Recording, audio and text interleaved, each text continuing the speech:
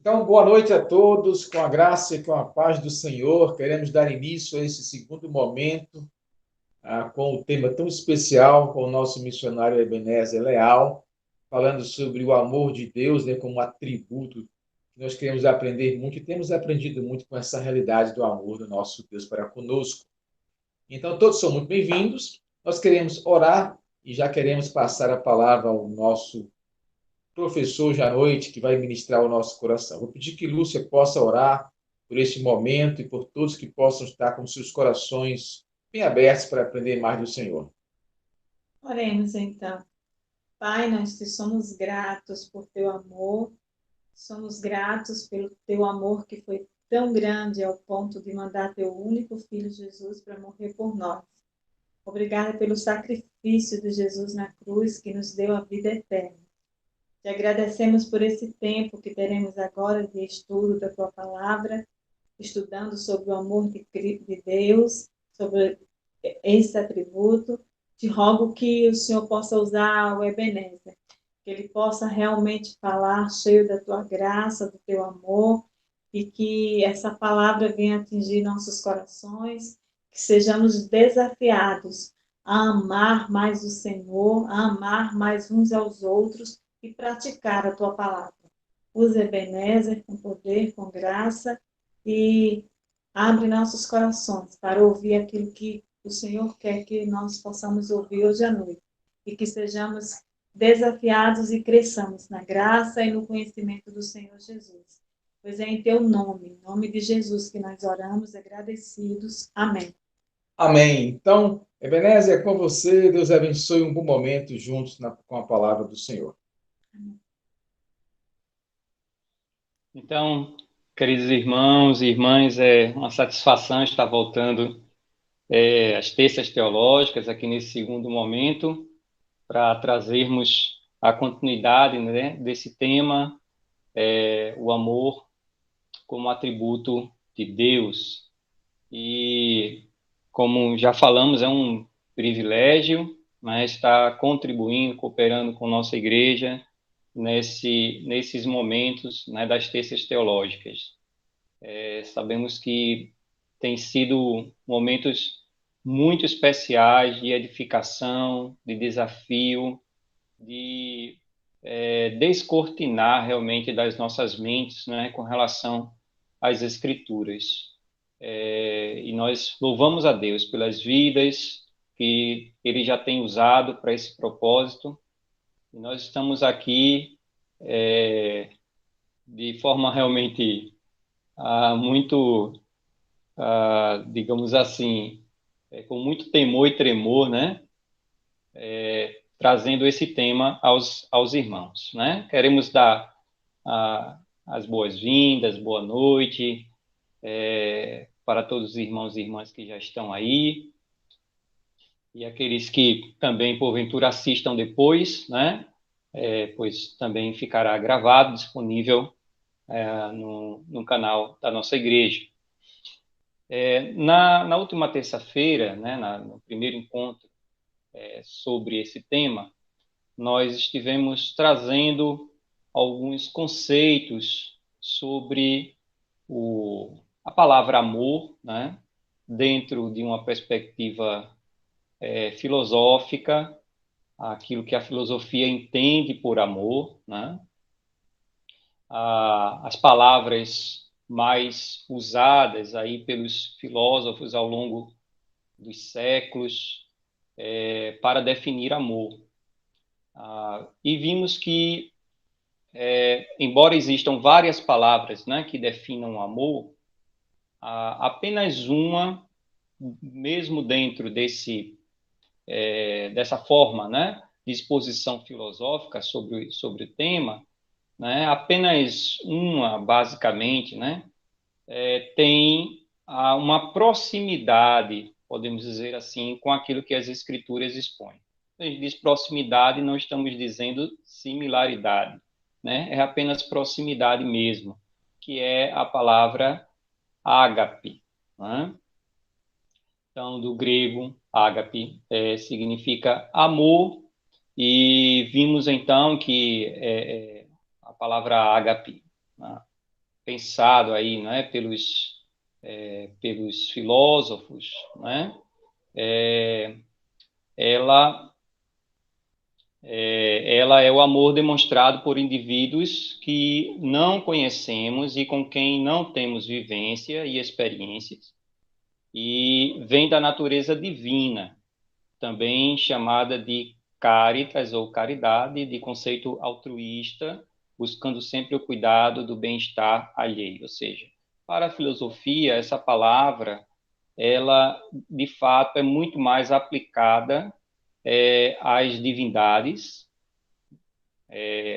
mesmo partindo ali, né, do pensamento grego antigo, do panteão de deuses e como eles se relacionavam com os seres humanos, mas essa palavra seria algo mais próximo da manifestação da divindade para com os seres humanos. No entanto, como a gente viu também, os deuses, né, por si, eles não têm realmente uma semelhança, né, com aquilo que é projetado nas Escrituras quando se refere à manifestação do amor divino, né?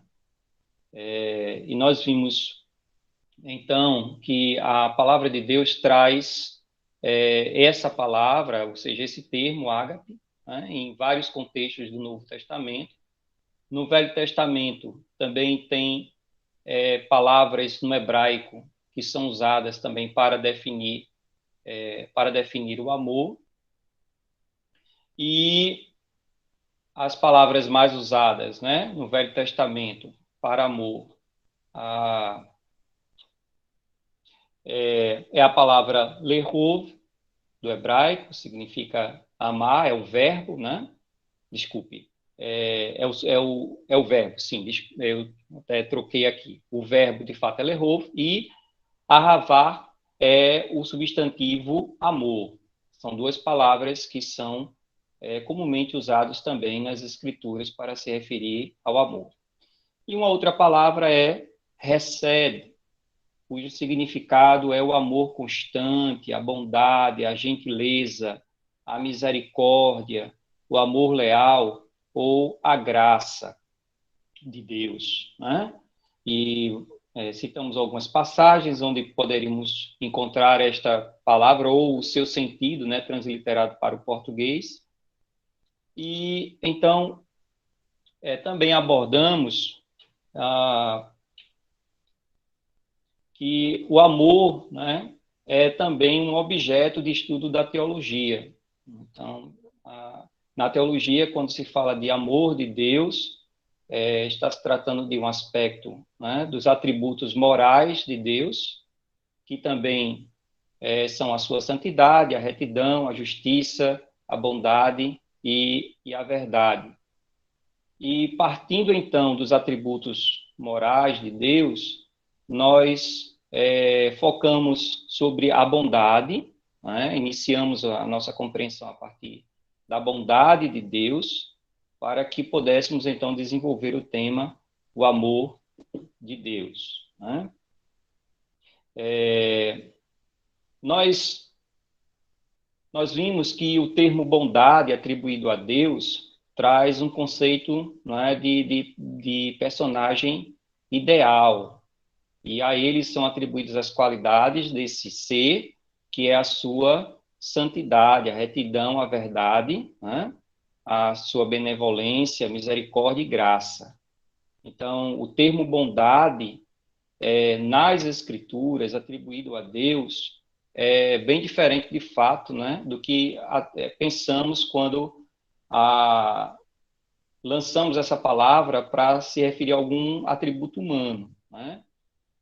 Quando se fala da bondade de Deus, estamos falando realmente do ser perfeito, do ser ideal, o único, não é, capaz de agir e pensar, agir com santidade, com retidão e verdade, e é por esses atributos também que ele se manifesta e se relaciona com suas criaturas.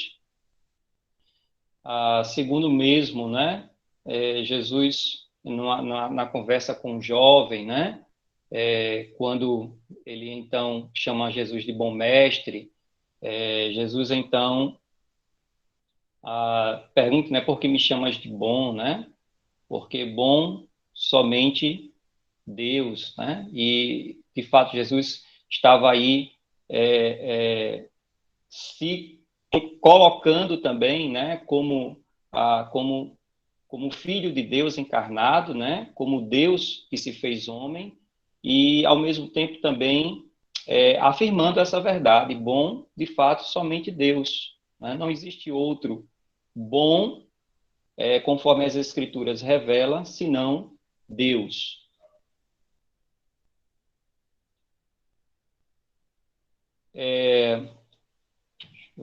Voltei aqui. Então, começamos a delimitar o tema, o amor de Deus, a partir do texto de 1 João, capítulo 4, os versículos 8 e 16, né? Esses dois versículos afirmam, né? Deus é amor, né?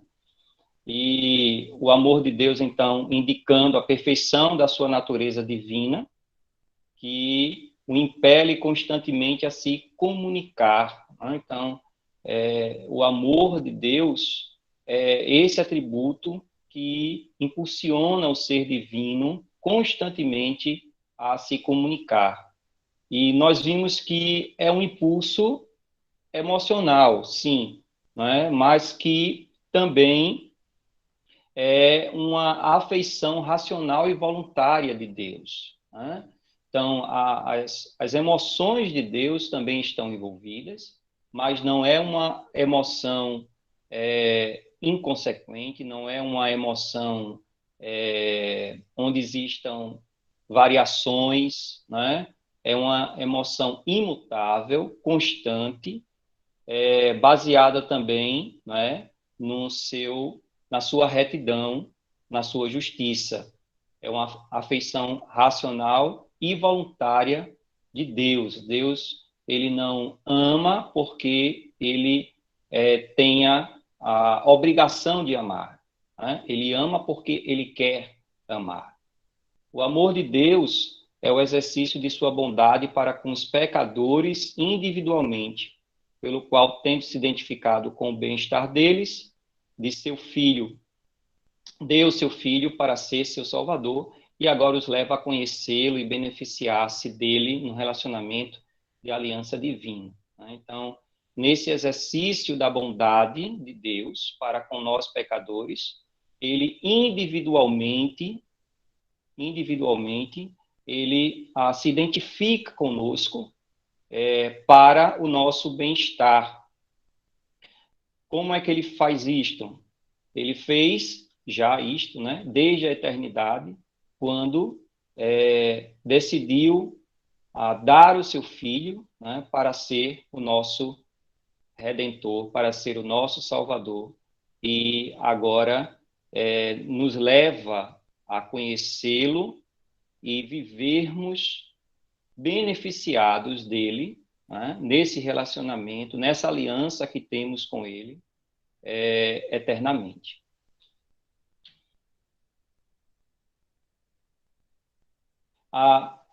Sobre o amor de Deus, né, vimos também que existe um alvo primeiro deste amor, né? Existe um objeto primeiro do amor de Deus. Embora as Escrituras, né, em 1 João, capítulo 4, diga que ele nos amou antes mesmo, né,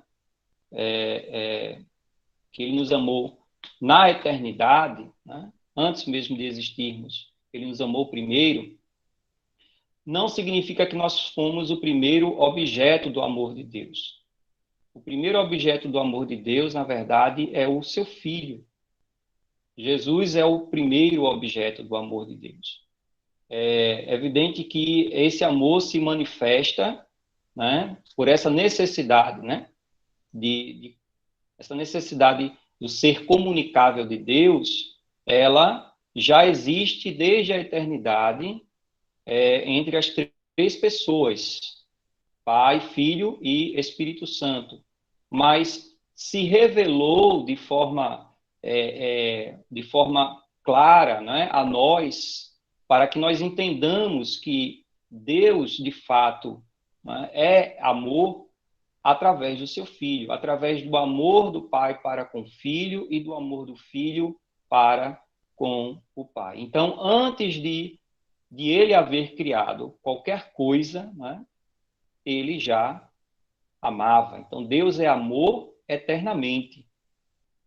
Então, o objeto primário do amor de Deus não somos nós, as criaturas, né? Mas a própria Trindade. E, desta forma, Deus não necessita do homem ou do universo para exercitar seu amor. Amar faz parte da sua natureza. Ainda assim, ele quis nos amar. Ainda assim, ele quis nos amar.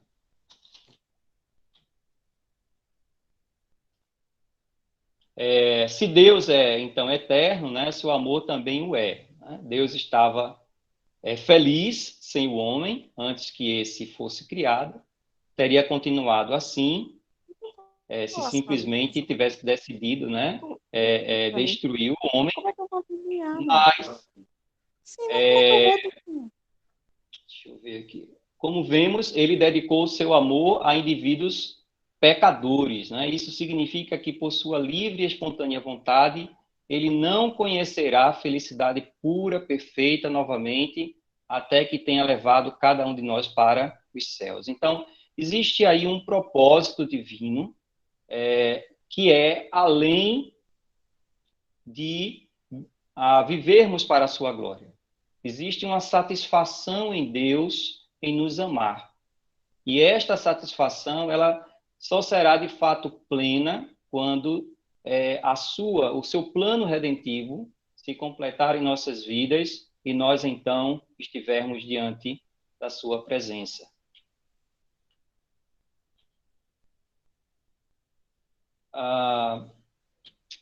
Hoje, nós queremos continuar falando, né, sobre o amor de Deus a partir de alguns aspectos do amor de Deus.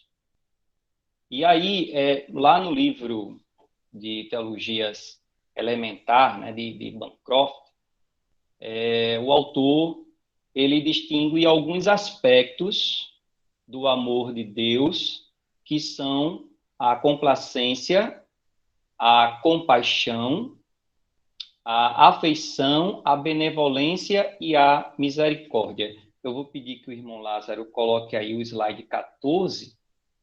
Vamos, então, partir desse slide agora à noite. Então, alguns aspectos do amor de Deus, né? Então, quando o amor de Deus,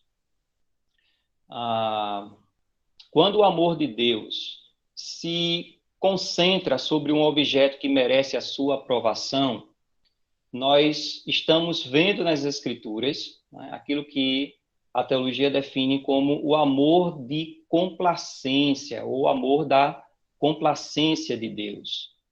Conforme Sofonias, capítulo 3, versículo 17, Sofonias 3, 17,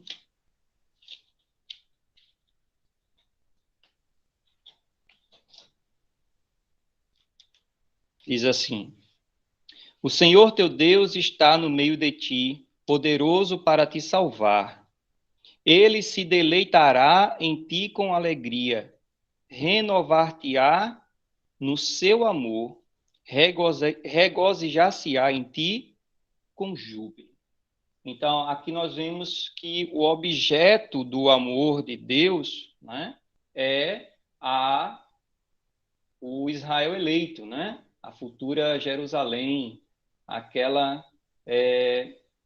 redimida, né? Aquela que foi comprada e estará desfrutando de todas as promessas feitas, né? Ao Israel celestial, quando ele restaurar todas as coisas, quando todas as nações forem por ele julgadas. Né? Então, O Senhor, então, se deleitará em seu povo com alegria. E o termo aqui, né, é usado para deleitará em ti com alegria, está em harmonia também quando diz renovar-te-á no seu amor. Esse amor aqui é o amor de deleite, é o amor de prazer de Deus, né? Então, aqui é o amor da complacência de Deus, quando o seu amor se manifesta para com um objeto que merece a sua aprovação. Aqui não está falando, né, da Israel terrena, aqui está falando da Israel eleita, aquela que é a noiva do Senhor, né, que se apresentará diante dele sem máculas, sem rugas, aprovada por ele para a glorificação. Então, nesse sentido, é um povo, né, ou é o povo, né, eleito de Deus, aprovado por ele através de Cristo Jesus. Mateus capítulo 17, versículo 5.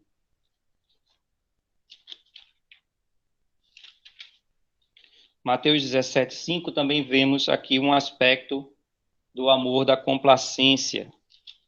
17, 5. É a situação em que, não é, acontece a transfiguração de Cristo ali diante dos seus discípulos, e diz o seguinte: estando ele ainda a falar, uma nuvem luminosa os cobriu, e da nuvem saiu uma voz que dizia: este é meu filho amado, em quem me comprazo, a ele ouvi. Então, quando Deus afirma isso sobre seu filho, dizendo que ele é aquele que trazia, não é, prazer, em quem ele tinha alegria, ele está então demonstrando o amor de complacência. Outro aspecto do amor de Deus, segundo Thyssen, segundo Bancroft, é quando o objeto do seu amor sofre aflição, temos aí o aspecto do amor da compaixão. Isaías 63, versículo 9, demonstra isto nas palavras do profeta. Isaías 63, 9.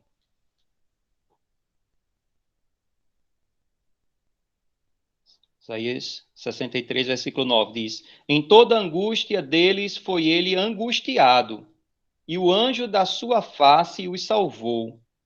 Em seu amor e compaixão ele os remiu. Ele os tomou e os conduziu todos os dias da antiguidade. Diz então que em toda a angústia deles, no caso do seu povo, ele também, né, foi angustiado. E o anjo da sua face os salvou. Em seu amor e compaixão ele os remiu. Então, aqui Deus demonstra também, né, o sentimento de aflição por aqueles que são objetos do seu amor, por aqueles que são amados por ele. E ele, então, diz que aqueles a quem ele ama, ele redime, ele realmente toma, né, pelas suas mãos, né, e o livra e o socorre. Outro aspecto do amor de Deus é o amor da afeição. O amor da afeição é demonstrado quando há uma relação de intimidade especial entre o amor de Deus e o seu objeto. Então, nesse sentido, né, nós vamos ver lá em João capítulo 17, versículos 23 e 24. João 17, 23 e 24.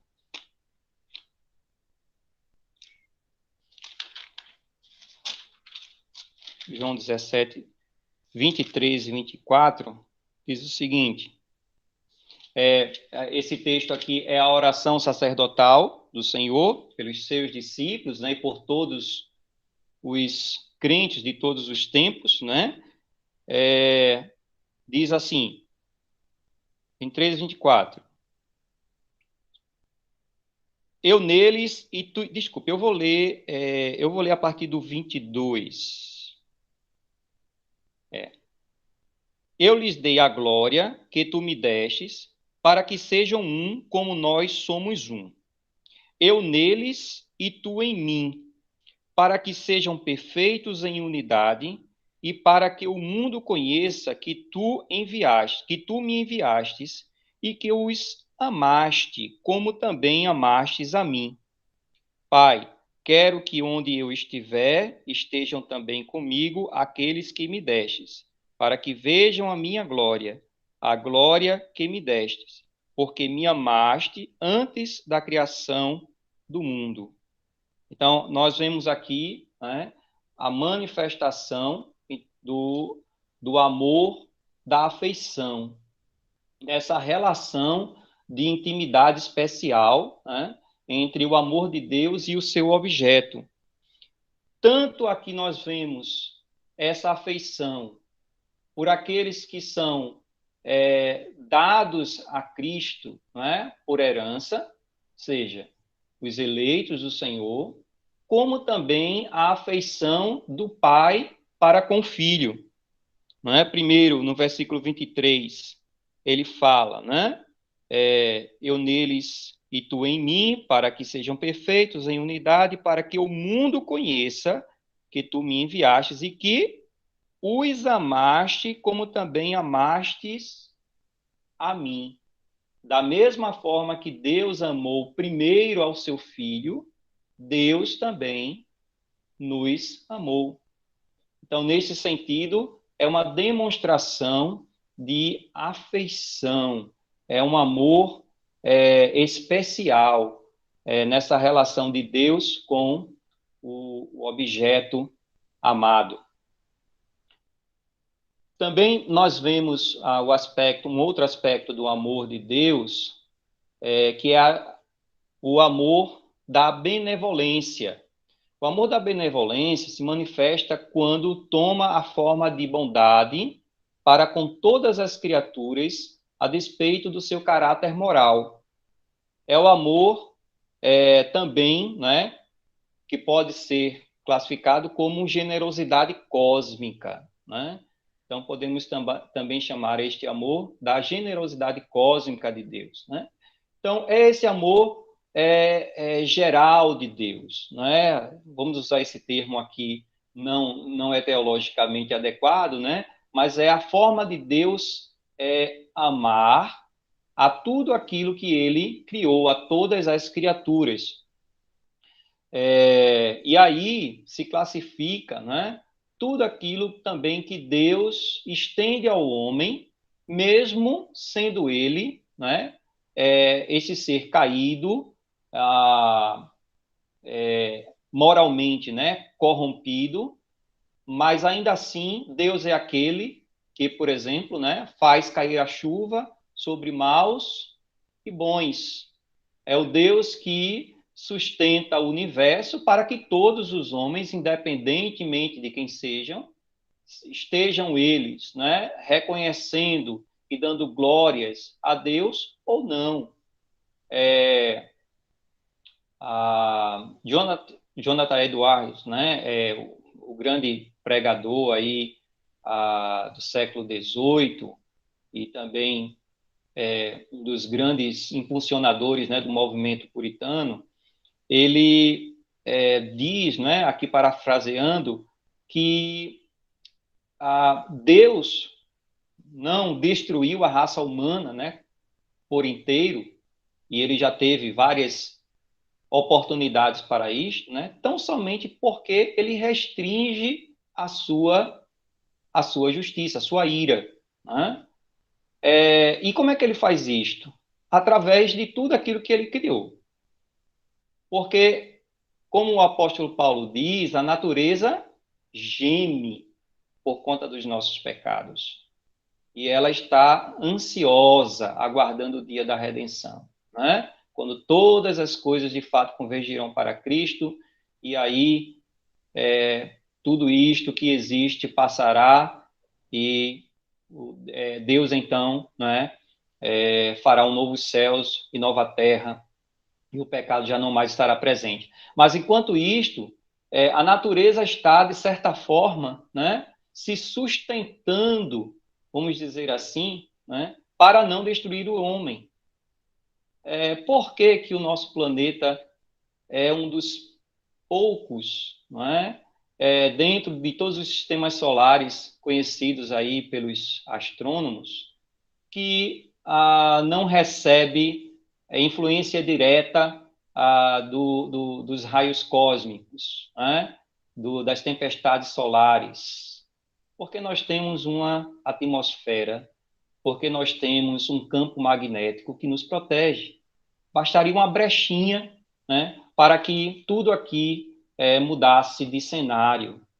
Nós não somos bombardeados frequentemente por asteroides, por meteoros. Por quê? Né? Quando outros planetas dentro do próprio sistema solar estão constantemente recebendo esse tipo de influência.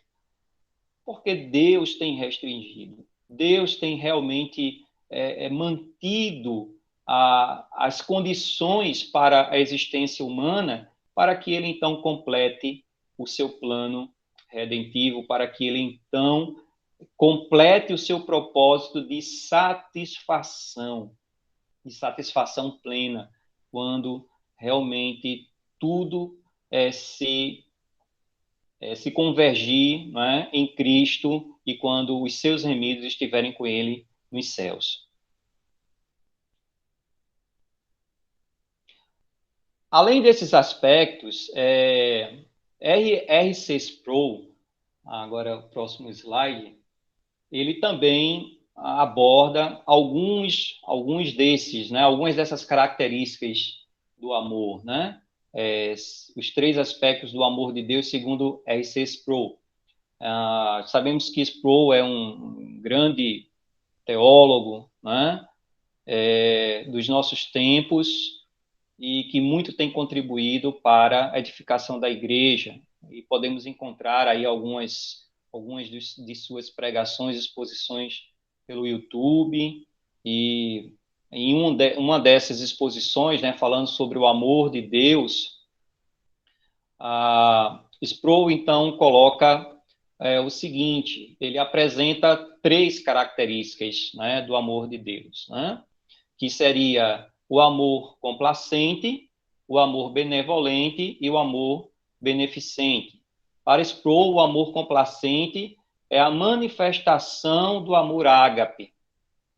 Este amor, ele só é experimentado por criaturas regeneradas. É o amor que, segundo o apóstolo Paulo, foi derramado pelo Espírito em nossos corações. Então, o amor complacente, né, como já falamos, também na visão de...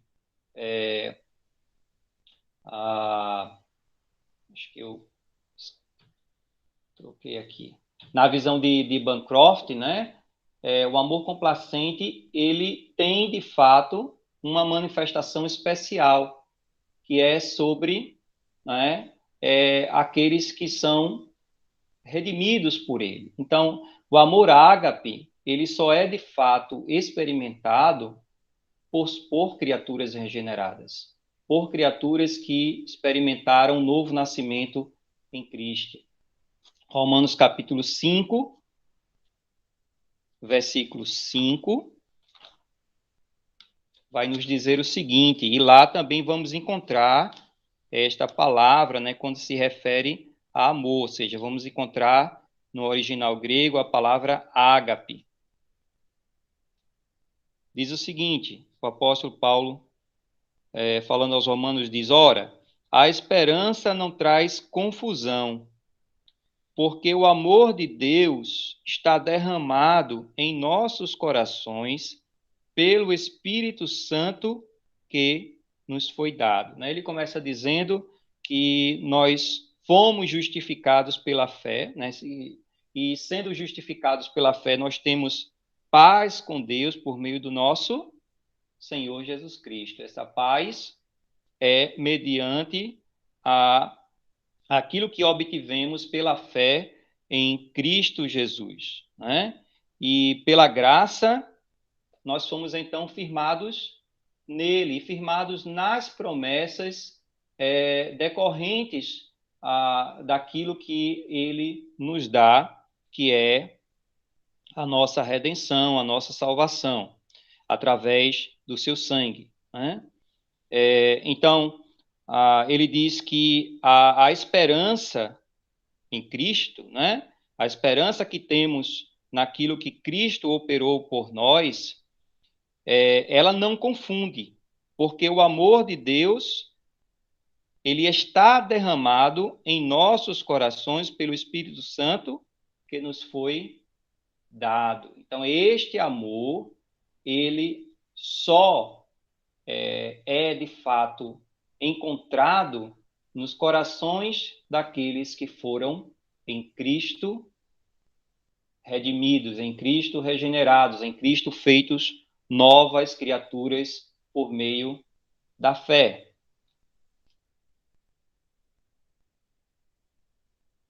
O amor benevolente, segundo Sproul, é aquele, quando Deus mesmo, né, para com a humanidade caída, tem uma disposição de bondade, de prazer, de bem-estar. E isto, no entanto, não é uma afirmação da salvação universal, né, conforme uma doutrina já bem antiga, que tenta afirmar ou dizer, né, que no final, né, todos os homens serão salvos, que a condenação pelo pecado ela não é eterna, no sentido de que o homem vai estar sofrendo eternamente a condenação pelos seus pecados. No final, Deus redimirá toda a alma, mesmo aquelas que estiverem, né, aquelas que já tiverem, aqueles que já tiverem morrido, mas por estarem em um lugar, né, aí considerado um lugar onde temporário, né, onde as pessoas de certa forma estão por enquanto pagando lá as suas penalidades, né,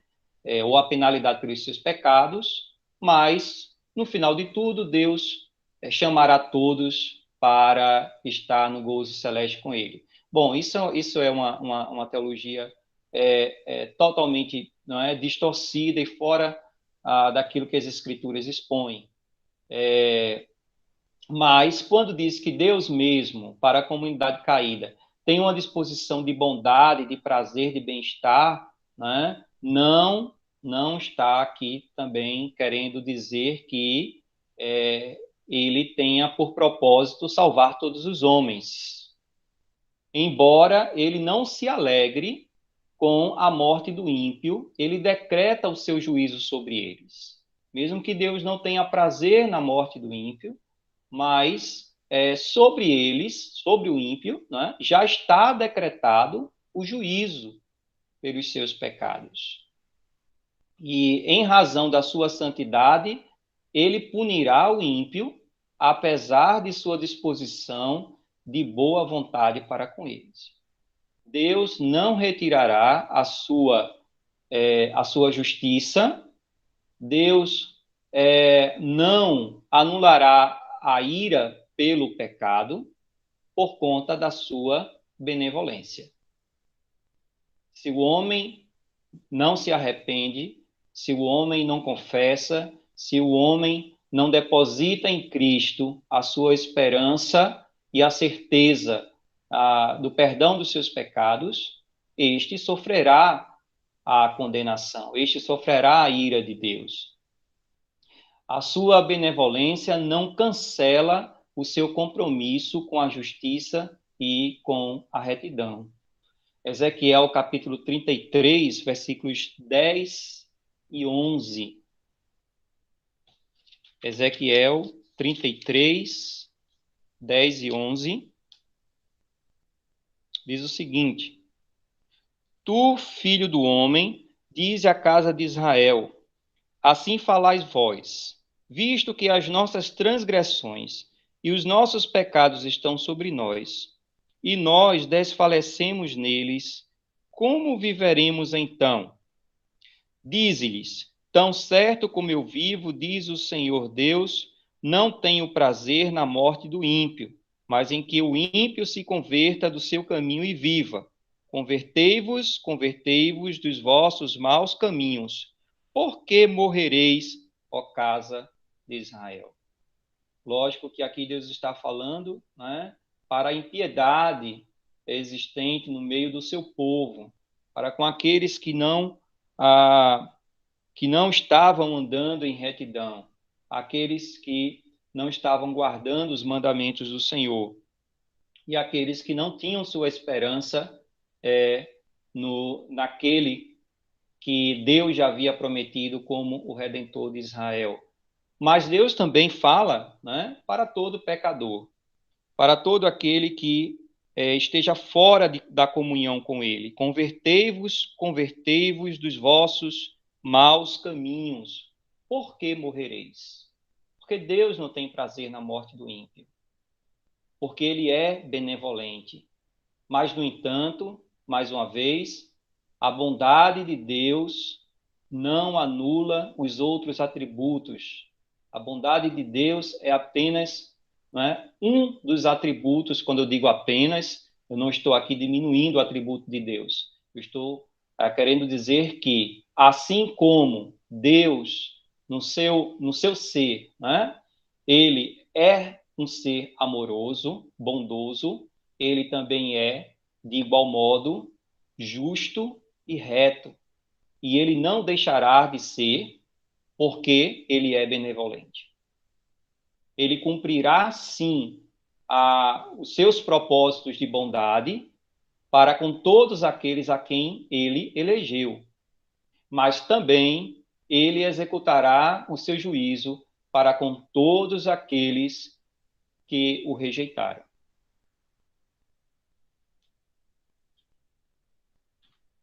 Por fim, né, o amor beneficente. Sobre a beneficência, Sproul relaciona este amor com as boas ações que Deus derrama sobre suas criaturas, até mesmo sobre os ímpios, né? Já falamos isso também, esse aspecto também contemplado pelo livro, né, de teologia sistemática.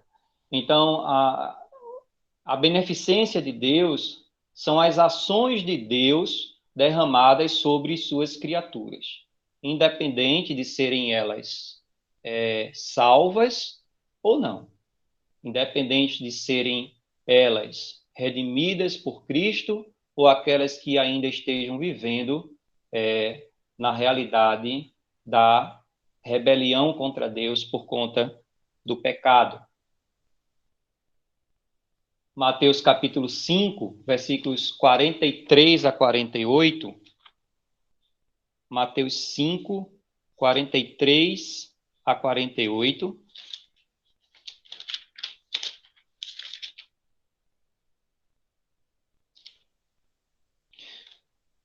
O amor aos inimigos.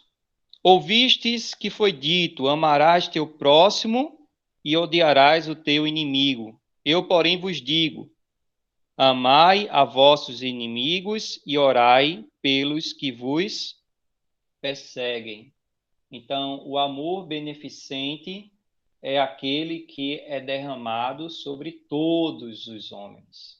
E quando Jesus, então, nos ordena a amar os nossos inimigos, a amar aqueles que nos perseguem, ele está também imputando a nós essa responsabilidade de também amar com beneficência. Amar não somente aqueles que nos querem bem, né? Amar não somente aqueles que são afeiçoados por nós, mas amar também aqueles que nos perseguem, aqueles que nos odeiam, né? E no dia a dia nós temos diversas situações que somos colocados diante de pessoas que claramente nutrem, né? Nutrem ódio, nutrem sentimentos negativos por nós. Isso seja no ambiente de trabalho, isso seja na vizinhança, no ambiente familiar, mas a ordem do Senhor é para que amemos.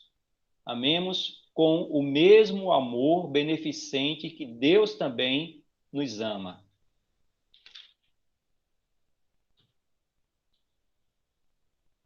O amor ágape, ele nos impele à integridade. Ele transcende sentimentos normais para uma vida ética do reino, levando-nos a sermos completos.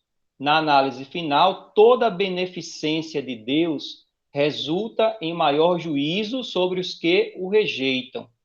Quanto mais bênçãos recebemos, à medida que aumentamos nossa rejeição por sua graça, estamos acumulando ira sobre nós mesmos. Então, nós vimos aqui alguns aspectos, né, do amor ágape, do amor de Deus revelado nas Escrituras. Quando eu falo ágape aqui, estou me referindo ao termo mais usado no Novo Testamento, mas estamos também aqui, né, também fazendo menção do amor recebe, né? Também tão falado lá pelo salmista ou pelos salmistas, né, no Velho Testamento. Então, este amor, o amor de Deus, ele transcende sentimentos normais para uma vida ética do reino, levando-nos a sermos completos. Os princípios, os padrões, os pensamentos, os desejos estarão todos eles e deverão estar todos eles alinhados com o caráter de Deus, com a santidade de Deus, com a retidão de Deus, com a justiça de Deus, com o amor de Deus. E aí tem um outro aspecto, né? Que toda a beneficência de Deus também, né? Toda essa beneficência de Deus para com o pecador, inclusive o pecador não redimido, resulta em maior juízo sobre os que o rejeitam. Quanto mais bênçãos recebemos, à medida que aumentamos também a nossa rejeição por sua graça, estamos acumulando ira sobre nós mesmos.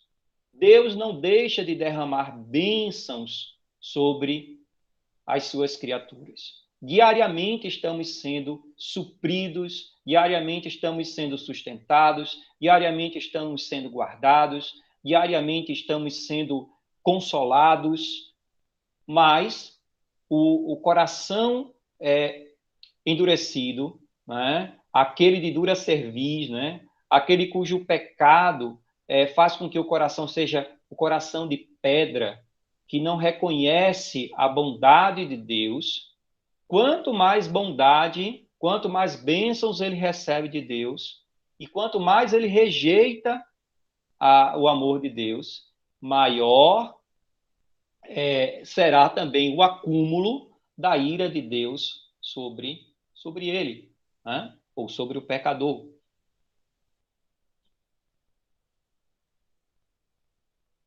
Um outro aspecto também sobre o amor de Deus é o amor eletivo de Deus. E quando falamos do amor eletivo de Deus, nós vamos entrar aqui também em outro campo do estudo da teologia, que é a eleição e a predestinação, né? E são dois temas abordados dentro da soteriologia, que é a doutrina da salvação. Esse tema, ou esses temas, já foram muito bem explanados, muito bem abordados, né? Por outros grandes pregadores que já estiveram aqui conosco, professores e pastores que já estiveram contribuindo com as nossas terças teológicas, né? Podemos citar aí o professor Marconi Firmino, né? O pastor Iramar Paiva, né? Que também, com muita propriedade, com muita reverência e também com a unção do Senhor, trouxe esses temas para nós. Mas a gente vai tentar, né, lembrar um pouco do que aprendemos com eles e falar um pouco aqui também sobre o amor eletivo de Deus. A doutrina da eleição e da predestinação, ela está fundamentalmente envolvida pelo amor de Deus. Efésios capítulo 1, versículo 3. Efésios capítulo 1, versículo 3. Efésios 1, 3 diz: Bendito seja o Deus e Pai de nosso Senhor Jesus Cristo, o qual nos abençoou com todas as bênçãos espirituais nas regiões celestiais em Cristo. Versículo 4 diz: Pois ele nos elegeu nele antes da fundação do mundo, para sermos santos e irrepreensíveis diante dele em amor. O 5 e o 6. Nos predestinou para sermos filhos de adoção por Jesus Cristo para si mesmos, segundo o beneplácito da sua vontade, para louvor e glória de sua graça, a qual nos deu gratuitamente no amado. Então, no Novo Testamento, né, a doutrina da eleição e da predestinação, ela está aí envolvida pelo amor de Deus. E aqui também se fundem as manifestações da misericórdia e da graça de Deus. Lembremos-nos que o primeiro objeto do amor de Deus é o seu eterno Filho encarnado na pessoa de Jesus Cristo. E nesse texto, o apóstolo inicia exaltando a magnificência de Deus Pai e de seu Filho por termos alcançado nele, em Cristo, toda a sorte de bênçãos espirituais nas regiões celestiais. Foi em Cristo, aquele em quem o Pai tem prazer, que fomos abençoados. Como fomos abençoados? Nós somos abençoados porque nós fomos eleitos antes da fundação do mundo para sermos santos e irrepreensíveis diante dele em amor. No versículo 5 e 6, citando novamente, diz que nos predestinou para sermos filhos de adoção por Jesus Cristo para si mesmo, segundo o beneplácito da sua vontade, para louvor e glória da sua graça, a qual nos deu gratuitamente no amado. Então, pelo primeiro objeto do amor de Deus, né? Então, Deus primeiro elege o seu Filho, né, como alvo do seu amor, e em Cristo, o alvo do seu amor, né, o seu primeiro alvo de amor, nós também fomos preteridos, nós também fomos amados, nós fomos eleitos, nós fomos predestinados antes da fundação do mundo. Que bendita glória, né, irmãos, para nossas vidas. Que verdade tão confortante é essa. Então, a bênção da eleição se fundamenta nesse primeiro objeto do amor de Deus, que é Jesus. Se não existisse este propósito, né, como já dissemos, de Deus amar o seu Filho, e então nele, né, e para ele fazer convergir todas as coisas, nós não existiríamos.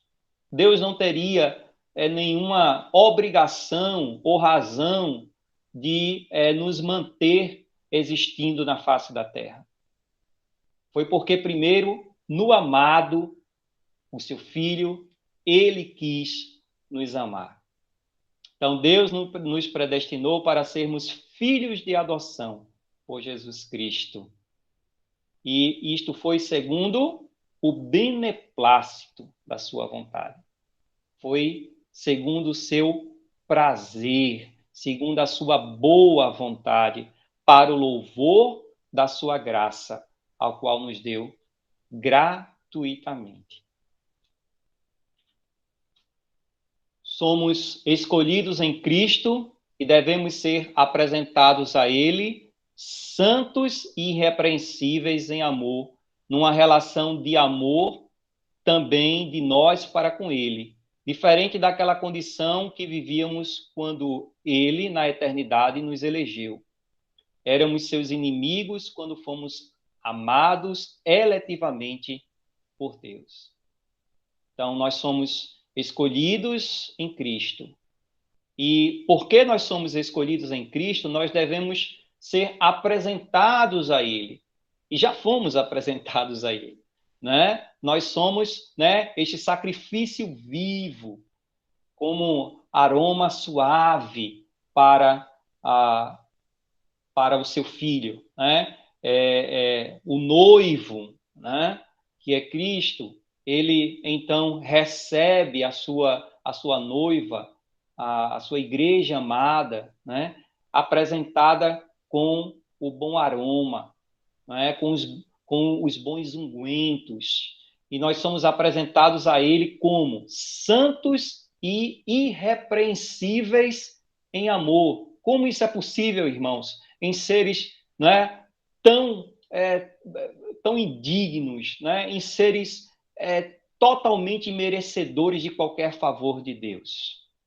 É porque nós vivemos nesta relação de amor em quem? Em Cristo nós somos santificados para podermos, então, diariamente estarmos sendo apresentados a Ele. E vivemos nessa relação diferente daquela condição que vivíamos quando lá na eternidade Ele nos escolheu, quando ainda éramos inimigos. A nossa relação, que se pode dizer relação, né?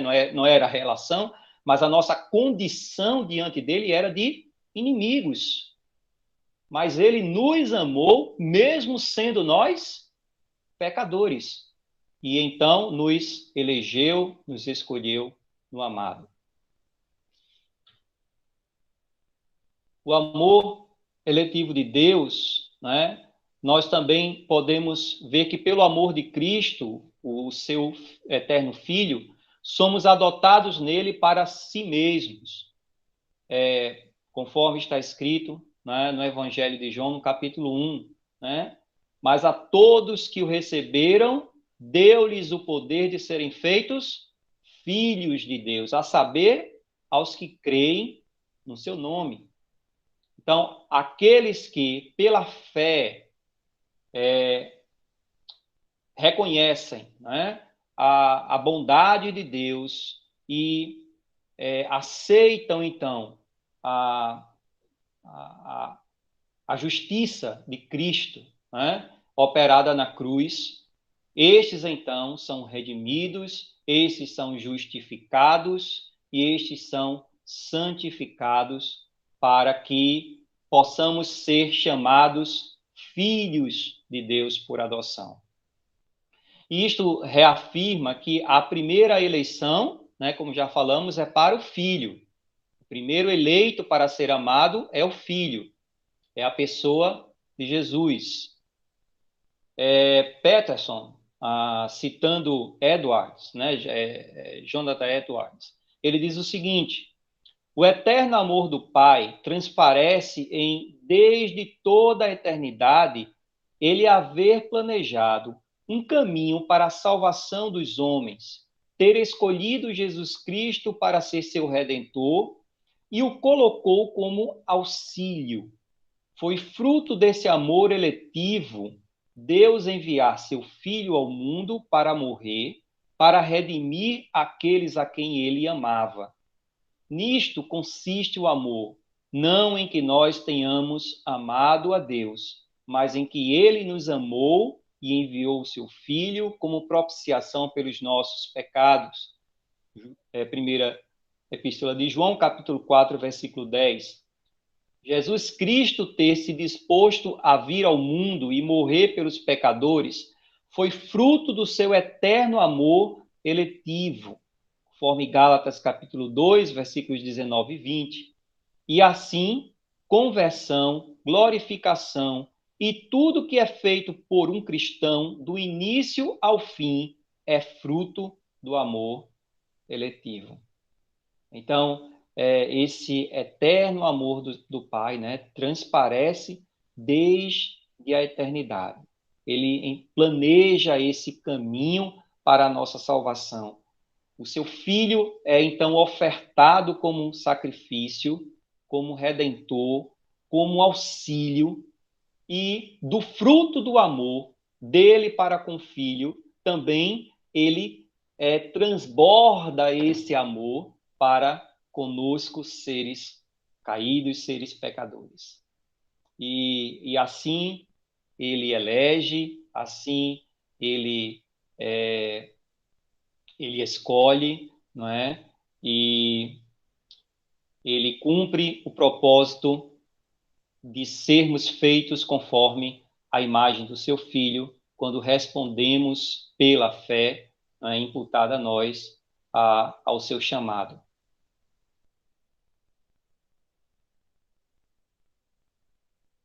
Um outro aspecto do amor eletivo de Deus, né, o aspecto eletivo do amor de Deus, ele não se caracteriza por um chamado coletivo.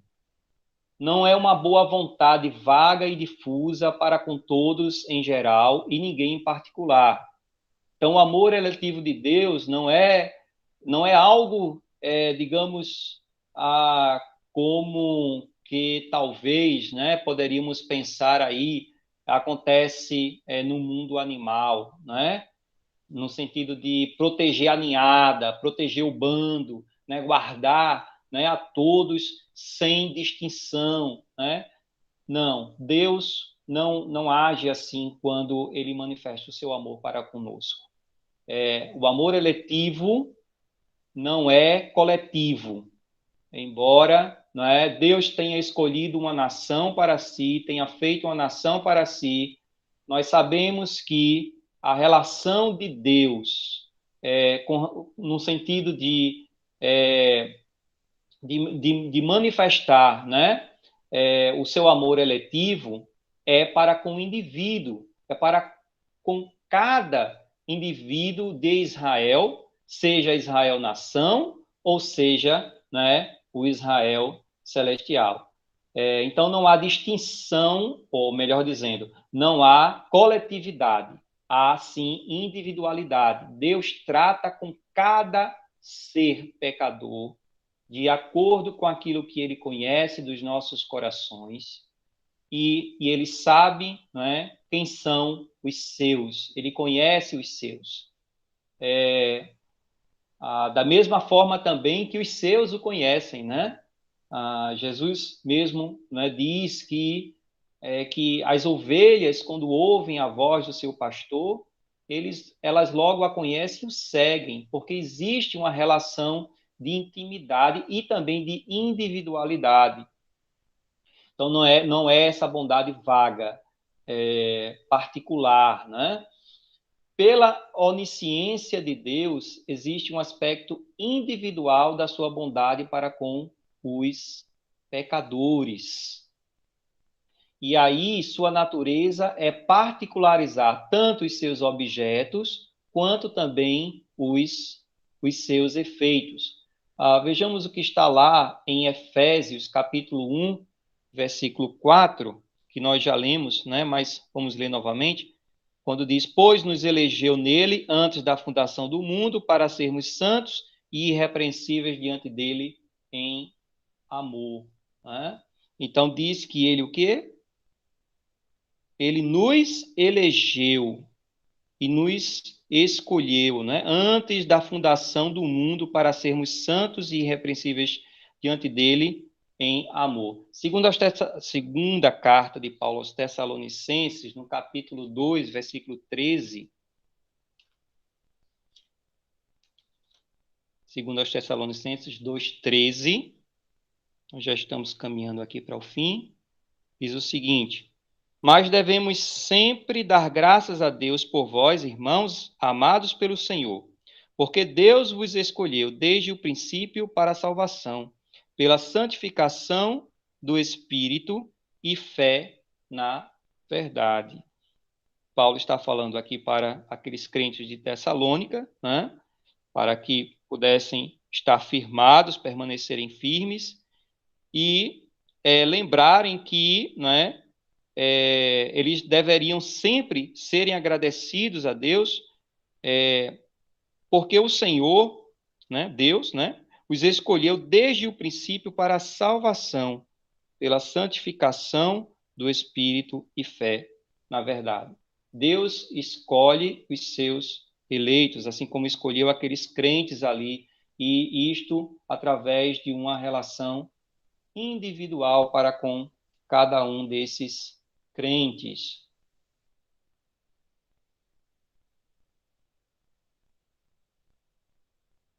Então, vemos o propósito do amor de Deus, né, formado antes da criação, envolvendo primeiro a escolha e a seleção dos que ele abençoaria, e segundo, uma relação dos benefícios que lhes seriam dados, bem como os meios para obtê-los e desfrutá-los. Então, esses dois textos, né, mostram isso, né? Primeiro, o propósito de Deus formando antes da criação, né, do mundo, pensando, né, na nossa eleição e executando, então, esse propósito em Cristo. Ele, então, escolhe, ele elege, ele abençoa, mas ele também nos dá as bênçãos, os benefícios para que vivamos debaixo de sua graça. E ele também nos dá os meios, né, para desfrutarmos dessas bênçãos, né? Por último, nós queremos destacar que existe também um propósito em Deus nos amar que não se limita à sua glória. Como dissemos no início do nosso estudo, o amor de Deus, embora seja imutável e constante, ele não é insensível. Existe um propósito em Deus que é o de satisfação em si mesmo, quando ele convence o pecador de seu estado caído, merecedor de juízo eterno no lago de fogo, e este, pela fé que lhe é imputada, confessa a Cristo como Senhor, aceitando o seu sacrifício para a remissão de sua alma. Este prazer, essa satisfação, se completa quando finalmente o pecador remido entra, como também já comentamos, entra pela graça no gozo dos céus. Deus sente no bem-estar de suas... Deus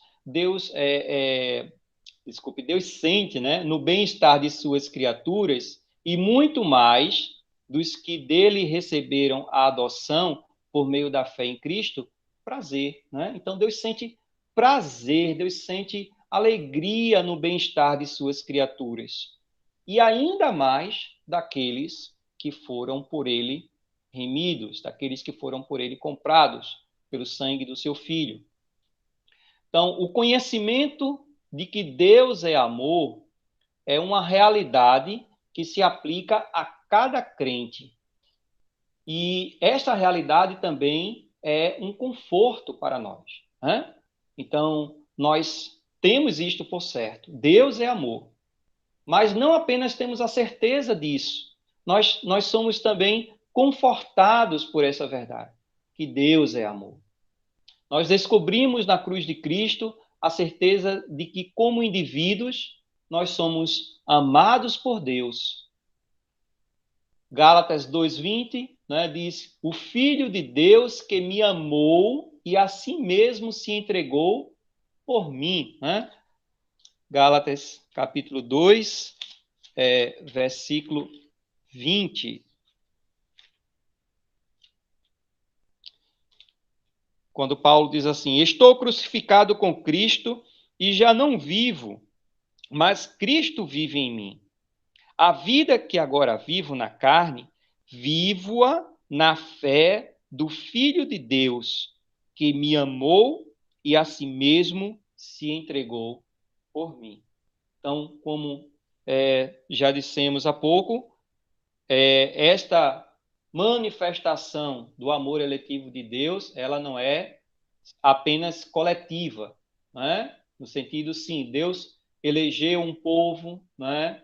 e Deus também tem outros propósitos, digamos assim, quando se pensa em propósitos coletivos. Mas no que diz respeito à nossa salvação, esta relação de Deus conosco, essa manifestação, este aspecto do amor de Deus, ele é individual para com cada um de nós. É um trato pessoal de Deus, é uma afeição pessoal de Deus com cada um de nós. E ele tem prazer em particularizar o seu amor. Né? Então, não é apenas em algumas coisas, mas em todas as coisas que Deus demonstra o seu amor por nós. Isto acontece em tudo do nosso viver diário. Mesmo quando não vemos a razão ou finalidade da ação de Deus, Ele está lá com seu constante, santo e onipotente amor. Mesmo nas tribulações ou adversidades, o crente sabe que há amor nela e por trás dela. E isto nos remete à obra de um tapeceiro, né? Como poeticamente canta aí Estênio Márcios, né? Na música também por esse título, né? Tapeceiro. Que você não entende quando o tapeceiro está trabalhando, você vê o avesso, né? Você vê a parte de trás e aquilo ali parece algo sem forma, sem sentido, sem cores, mas quando você vê o outro lado, você vê então a intenção do tapeceiro, né? Você vê o que estava realmente no seu coração, o seu, vamos dizer assim, o seu eu lírico, né? É manifestado ali naquela obra que está por trás. E é assim que nós enxergamos também, pela fé, o nosso viver em Cristo. Nós sabemos, sim, né, que existem momentos, né, de negras nuvens, nós sabemos que temos as tribulações, nós sabemos que temos a angústia, nós sabemos que temos a dor, né, pela partida dos amados, nós sabemos que temos a angústia, né, do isolamento, do afastamento, nós sabemos que temos também as inquietações, né, que o mundo quer nos trazer, por nos tirar aquilo que a gente tanto precisa, né? O pão de cada dia, enfim, não que nós iremos passar, né, necessidades no sentido de nos faltar o pão, mas nós sabemos que muitos crentes estão passando por momentos de tribulações porque perderam seus empregos nessa atual circunstância de pandemia, mas em tudo isso, né, em tudo isso que parece um tapete pelo avesso, ou seja, pelo lado, né, que não mostra o eu lírico, né, em tudo isto nós temos a plena certeza, nós temos o conforto de que por trás está o amor de Deus, não somente por trás, mas na trama está o amor de Deus. O amor de Deus não está ausente de nenhum momento, de nenhuma circunstância das nossas vidas. E aí, irmãos, concluindo de fato, né? Eu já estourei demais o tempo, mas concluindo, o amor de Deus na vida do pecador alcança seu objetivo quando os leva a conhecê-lo e sentir satisfação nele numa relação de aliança. Uma relação de aliança, uma relação de aliança é aquela em que as duas partes estão permanentemente comprometidas uma com a outra e um serviço mútuo que resulte em satisfação para ambas as partes. Deus busca fazer o seu melhor para que esta aliança permaneça eterna e completa. O melhor de Deus é o seu onipotente amor. Então, o melhor de Deus, aquilo que ele está fazendo para que esta aliança de fato, né, aconteça, é o seu onipotente amor. É o amor ágape, é o amor recebe, é o amor benevolente, é o amor beneficente, é o amor é o amor da eleição, é o amor eletivo. Quanto a nós, o melhor que podemos oferecer é vivermos de suas promessas, porque em Cristo temos essa esperança, amando uns aos outros, assim como Cristo nos amou e se entregou por nós. Assim como Deus se satisfaz no nosso bem-estar, devemos também amar ao nosso próximo, qualquer homem ou mulher, jovem ou criança, pecadores, desejando que encontrem satisfação em Deus, permanecendo no seu amor. O nosso amor pelo pecador não redimido, que também era nossa condição diante de Deus, quando na eternidade ele nos amou primeiro, deve manifestar a santidade de Deus, sua bondade, sua retidão e justiça, bem como sua misericórdia. Devemos chorar com os que choram, nos alegrar com os que se alegram, nos compadecermos dos órfãos, dos famintos, dos desabrigados, dos desgraçados, não é? Dos algemados pelos vícios, pela criminalidade e por seus muitos pecados. Não encontraremos satisfação no amor de Deus e não viveremos de fato por este amor se não amarmos. É aquilo que João diz. Não podemos dizer que amamos a Deus se não amamos ao nosso próximo. Como podemos dizer que amamos aquele a quem não vemos se não amamos aquele a quem vemos? Então, nós devemos demonstrar este amor pelos pecadores, né? Então, não encontraremos satisfação no amor de Deus se não vivermos de fato por este amor. Cristo é o nosso exemplo. Ele, né, é a ele que devemos nos conformar, sermos semelhantes. Ele é o objeto primeiro do amor de Deus. Somos agraciados com o amor de Deus, porque primeiro o Pai ama o Filho. Ele quer que todos os que lhe foram dados por herança tenham plena satisfação. Por este amor, nós somos também constrangidos a rogar para que todos os homens se reconciliem com Deus. Então, irmãos, nós temos digamos, da nossa parte, né? Enquanto Deus nos ama com seu onipotente amor, e Ele está fazendo isto eternamente na sua aliança conosco, o que é que nos cabe?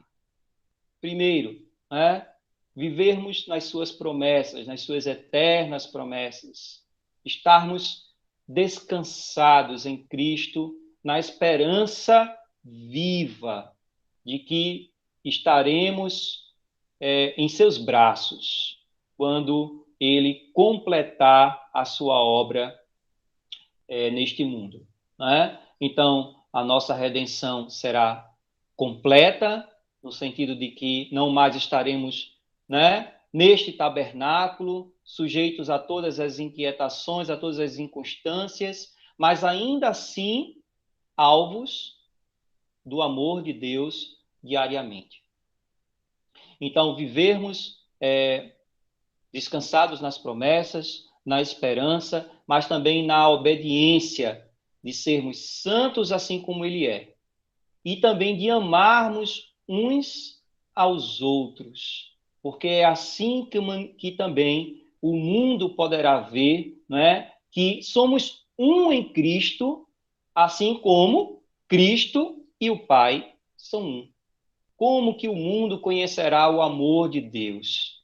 Se nós também amarmos uns aos outros. E amar uns aos outros aqui, lembrando, né, precisa trazer aquele aspecto, né, do amor que ama tanto aqueles que são, né, da nossa afeição, mas também aqueles que são os nossos inimigos. E quando falamos inimigos, necessariamente não estamos falando daqueles que de fato declaram, né, guerra contra nós, mas daqueles que estão na situação de pecado, na situação de escravidão, na situação de vício, na situação de necessidades por conta das consequências do pecado, né, na vida do homem. E lembrando, né, que nós somos constrangidos pelo amor de Deus a clamar a todos os homens que eles se reconciliem com Deus, porque isto completará o prazer, a satisfação de Deus. E se Deus se satisfaz, né, na salvação do homem, nós também nos satisfazemos no amado. A nossa satisfação deve ser que a satisfação de Deus seja cumprida. Então, para que todos os homens conheçam o amor de Deus, para que todos os homens creiam, né? Lógico, sabemos que existe aqui o aspecto eletivo, mas justamente por isso é a onisciência, a onipotência de Deus, né, quem de fato decide tudo isto. Cabe a nós anunciarmos, cabe a nós propagarmos, cabe a nós revelarmos o amor de Deus. Que Deus nos abençoe. Pastor Valmir. Amém. Então, graças a Deus, né? Conhecemos ainda um pouco mais nesta noite sobre o amor de Deus, um destaque nesse amor benevolente do Senhor para conosco. E esse amor benevolente do Senhor não cancela o seu compromisso com a sua justiça e com a sua retidão. Então, Deus, na sua bondade, jamais permitiria que fosse anulada os seus atributos, porque Ele é bom, mas Ele é justo também. E esse amor eletivo do Senhor que nos alcançou, nos dá a oportunidade também de amar as pessoas, porque Deus nos amou primeiro. Então, excelente palavra a refletir, porque fomos alcançados pelo amor de Deus. Deus nos amou primeiro. Alguém gostaria de trazer uma palavra, algum comentário, alguma contribuição acerca deste tema?